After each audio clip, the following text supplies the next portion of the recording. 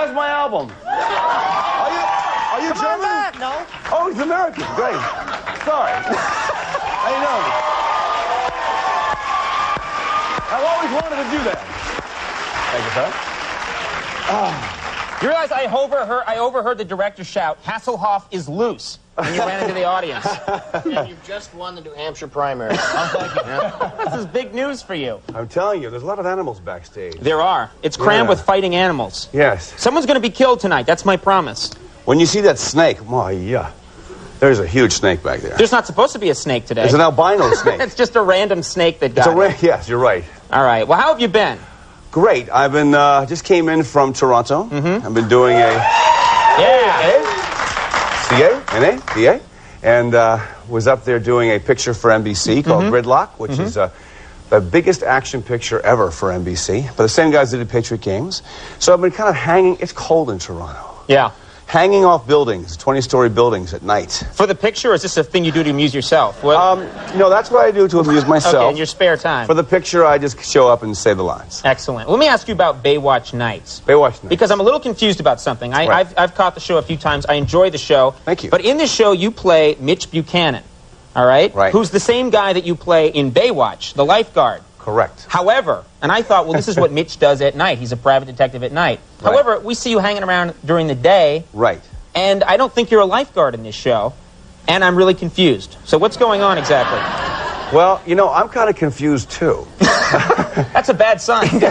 I'm confused. We said it was Baywatch Nights. Nights Right. is a nightclub Yes. owned by Lou Rawls. And the synopsis of the show is I wanted to get more airtime with Gregory Allen Williams, who plays a police cop on Baywatch. Right. And do a Lethal Weapon type thing. You're in L.A., a lot of the lifeguard stations close down during the winter because people don't go to the beach except for the weekend, so all the lifeguards have got other jobs. So you are the same Mitch Buchanan? Right. Oh, because I thought it was an alternate universe, like the episode of, Star Trek, where there's a Spock who has a beard and he's evil and he coexists with the same Spock, and if they ever hug, the world will blow up.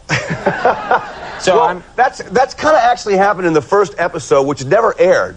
Because it was so confusing that even when I watched it, I had to go back and re-narrate the whole show, and it was still confusing. Okay. So we've held that back, but it's just a light action, heart, humor, and action is on the top of every script. Now, don't you think, though, that it's possible, if this works, if Baywatch Nights works, right. You could keep making Baywatch-related shows. Baywatch Mornings. Baywatch Mornings. Baywatch Afternoon. Right. There could be the Baywatch News, where members of Baywatch read the newscast for the day. That would be difficult for some of the cast members, but... I think we have a scoop here. This is a big scoop. Care to elaborate? Just name a few names. No. Come on.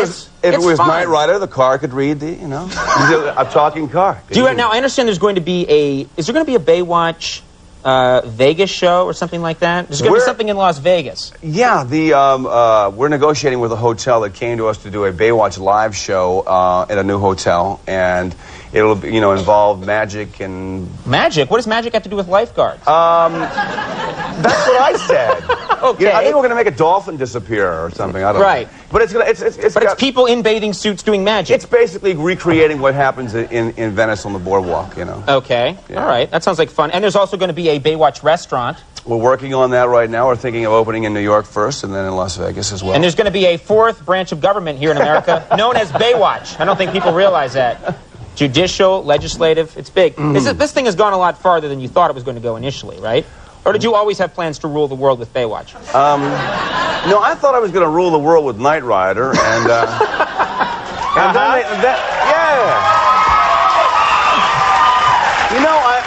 I'm still upset with NBC that they canceled that show, but I'm happy they canceled that show because it brought me Baywatch, and then they canceled Baywatch, and then Baywatch became more powerful. Well, we bought it, and so we were able to take the show and really tweak it, because when you do a series sometimes on the network, you don't have enough time to figure it out. We're still figuring out Baywatch Nights, where you want to go, and the audience has got to grow to like the characters. If you only have 6 episodes, you can't do it. You can't hook anybody, and you can't figure out what the charisma is yet, and so.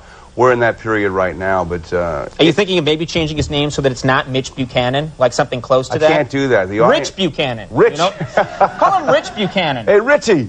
Yo, Richie. Clear that hole up. Yeah. All right, can you take 1 second? We're going to do a Absolutely. commercial. When we come back, we'll have more with David Hasselhoff. There's more to find out.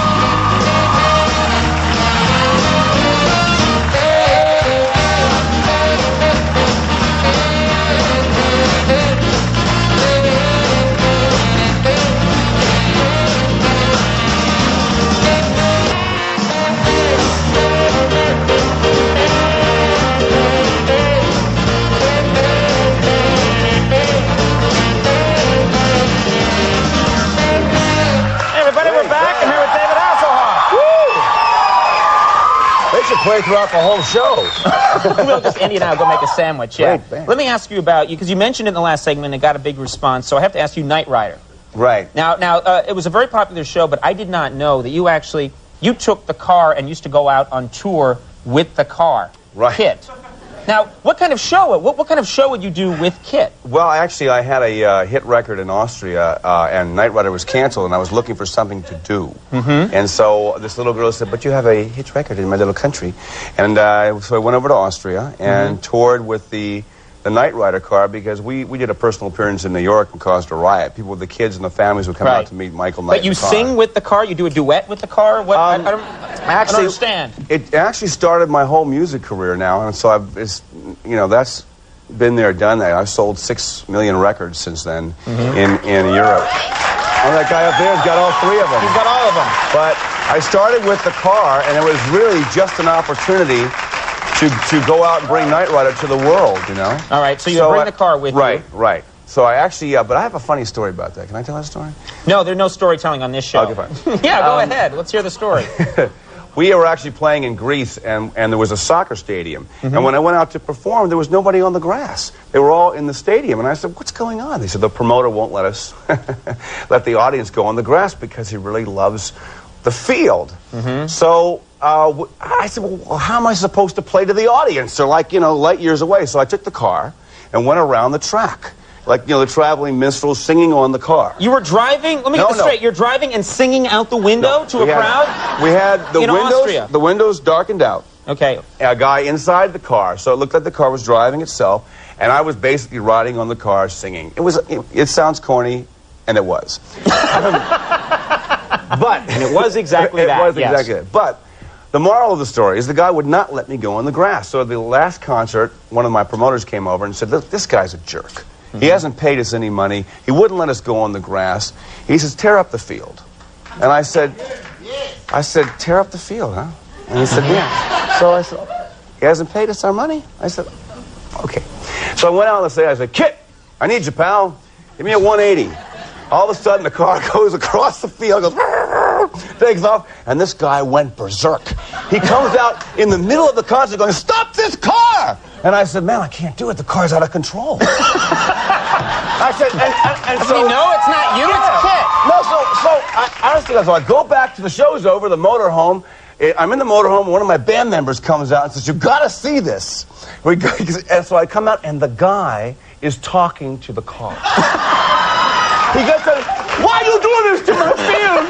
Why, kid? Why you do this?" And then every time the guy would talk, the guy inside the car would move the car. So here's the guy chasing after the car. I mean, that's very funny. There are some people out there that really believe that car talked.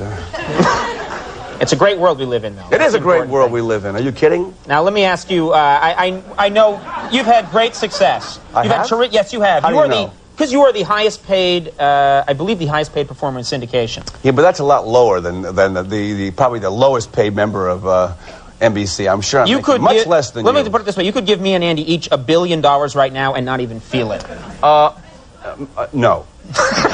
Okay. It was just, I was asking you to do me a big favor. Okay. Anyway, you've had, think about it. We'll talk after the show. Okay. But anyway, you've had a great deal of success. Yes. But you actually, when you were younger and you were a struggling actor, you actually joined a commune. Is that right? I came out to California. Yeah, it was hysterical. I came out to California, and there was all of us actors. We were all out of work. We were all waiters. So we all lived in a commune together for about 3 months. And it was great. And then we ended up hating each other.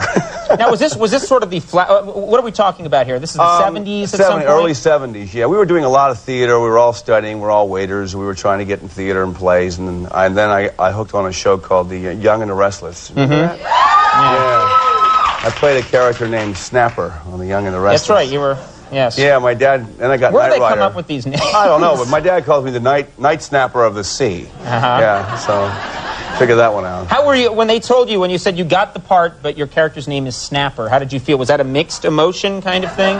Well, you know... Great. What Snapper? Let's call him... Well, it could have been Salmon. That would be so cool to be called Salmon, yeah. Dr. Salmon. He swims upstream. He swims up. He goes against the tide. Yeah, tonight. right. Sam. There it is, our new series. Salmon. He Hey, wait a swims minute. against the tide. Cut me in for a piece of that. Definitely. I want a piece of that. David, I know we're going to run now, and I want to make sure I also mention, of course, Baywatch and Baywatch Nights, but I know that you wanted to mention something before. I wanted to say two things. One, I wanted to say your biggest fan in the entire world is Jeremy Jackson, who plays Hobie on Baywatch, and he's watching right now. Did you hear that, America? Hobie watches this show. Hobie watches. But I got a little guy who's a friend of mine who's a little sick right now, and I work with children around the world, and I promised him that I was going to hold up his little Baywatch script. Oh, so cool. I do that here. He made this for you? Yes, and I wanted to say to Adam Kidwell, can everybody say to Adam Kidwell, get well on 3? 1, 2, 3. Get well! Adam, Nice thing to that's do. for you. All Very right. nice thing to do. Get Thanks. well. Thank you very much, David. Okay, Thanks guys. very much Thank for you. coming. Hey, Thank stay you. right there. Oh, Stay. yeah, We're going to go to commercial. Hey. Jim Fowler is coming up in just a second. David Hasselhoff, everybody. We'll be right back.